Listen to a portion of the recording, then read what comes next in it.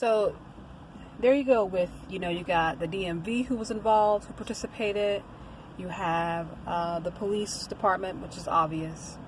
You have the other places that they participate in, as far as like the Dillon's Grocery, where I was trying to cash the check.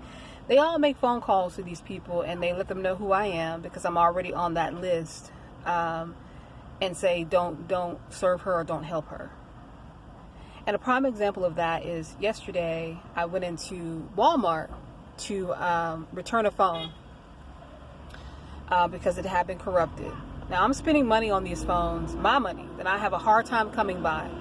And I'm purchasing, a phone so that I can have a good phone to make phone calls, to transact business, to talk to people about important things, and to also upload, videos to protect myself, so that I can have a witness to the things that, the crimes that are taking place against me. Now, I have more than just the phone that I use as a device, but it doesn't really matter. If I want to go out and get another phone, and spend my money, I'm not stealing it, I'm spending money on it, then I have a right to have that phone operate in good condition and not to be corrupted. So when it did become corrupted, like I knew it was going to happen, I took it back. So when I took it back, if anybody's ever taken anything back to Walmart, I used to work for Walmart, so I know the rules. You have, and nothing's changed. You have 15 to 14 days with a receipt to take the phone back if it's a prepaid phone. I don't do postpaid phones because I don't have consistent enough money to make that kind of a payment on a phone, especially it's not that serious. So with prepaid phones, you have 15 to 14 days to return the phone with the receipt. It doesn't matter what location you purchased it from. You got a Walmart on every corner and they sell the same product. So why would you have to take it back to the same store? Now again, I worked at Walmart and I sold phones for Walmart. So I know that the postpaid phones, because they are contractual, they have all your information, and those phones go back to either AT&T, Sprint, or whoever the company that they sold the phone for. So there's a different inventory base for those. And yeah, if you got the contract from a certain store so they can get credit when they send it back to the actual owner, then yeah, you would have to take it back to the store that you bought it from or that you contracted it from. So I go into this, it was the Walmart on Rock Road. A bunch of demonic retards. So I go over there and, they already knew that I was coming. And I was coming because, like I said, the other night I was talking about my phone. And I was saying that if I figure it out that it's been corrupted, I'm taking it back. So as I already told you, they watch and monitor my phone. They watch and monitor everything I say. So they immediately acted. They went over there and told them if she brings his phone in, refused to service her.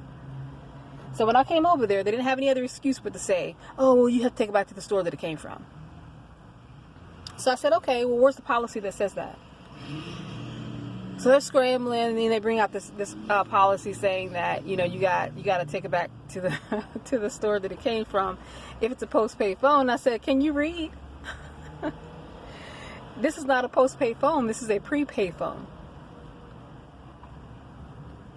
There's no contract on this phone, and that's what your policy says. Well, it's a more in-depth policy that's online. You can read that. No, I don't need to go read that. If you want your customers to abide by a policy, then it needs to be visible for them to see it so that they know that you're not just making up your own rules, which I know you're doing already because I know the rules.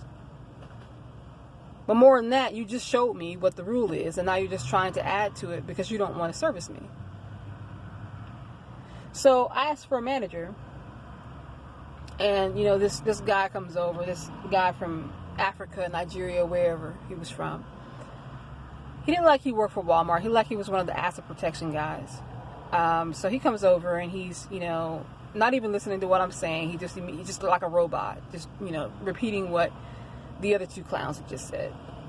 Oh, we can't take it back. We can't take it back if it has to.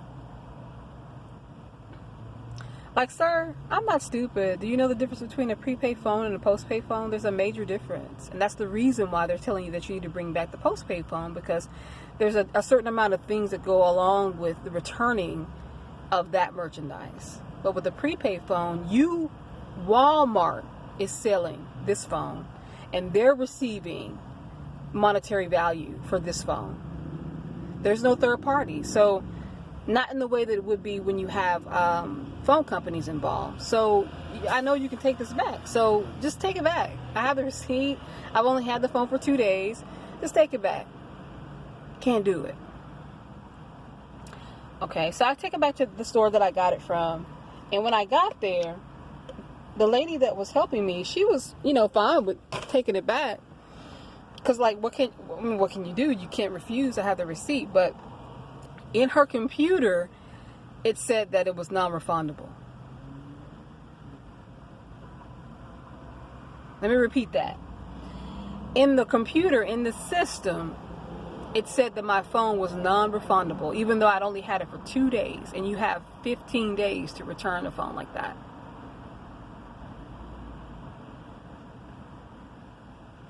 So this is the pull they have. They take these hackers and people that they have on their payroll, and they put this information into the system to prevent you and to block you from getting the things that you need to get lawfully, legally, and fairly. They do it at doctor's offices. They do it when you go and you're applying for either apartments or a car, when they're looking into the system to see if you apply or if you qualify. They do this stuff all day. They can either put something in the system that says that you're criminal when they do the background check. It's just like a movie. So if you've ever experienced going into a store and, they got to put something in, like if you're applying for a loan or something like that, and they're putting your information into the system, as soon as they put your social and things that identify you, they have a whole different disposition. Like when you first went in, they were really nice and respectful and sweet and real cool, and as soon as they put your information in, their faces changes. It's because these dirty dogs are doing those things. They're hacking into these computers, into these systems. If they're not getting the cooperation of these people, they're hacking into their system and implanting this information to block you and to prevent you from getting the things you need to get done. It's just like the movie Enemy of the State, with Will Smith. It's a good watch. Watch that. But that just goes to show you that they have your city wired. That's why it's good to just keep moving. Because when you have lived in a place for a certain amount of time, they got you set up perfectly. They got your social in the system. It's not something they have to do, sporadically or on a whim. It's already set up.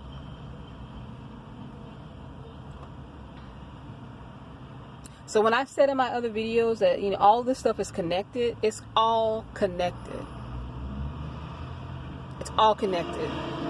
When you go to an apartment complex that you want to live in because it's got the amenities that you're looking for as far as safety, the kind of amenities that a Target looks for,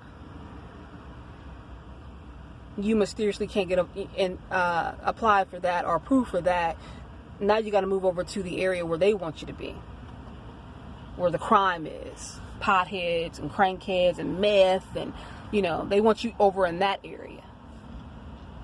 Because the apartments are not that, they're not that nice, they're not that clean, and the security on them is pretty low, if not existent.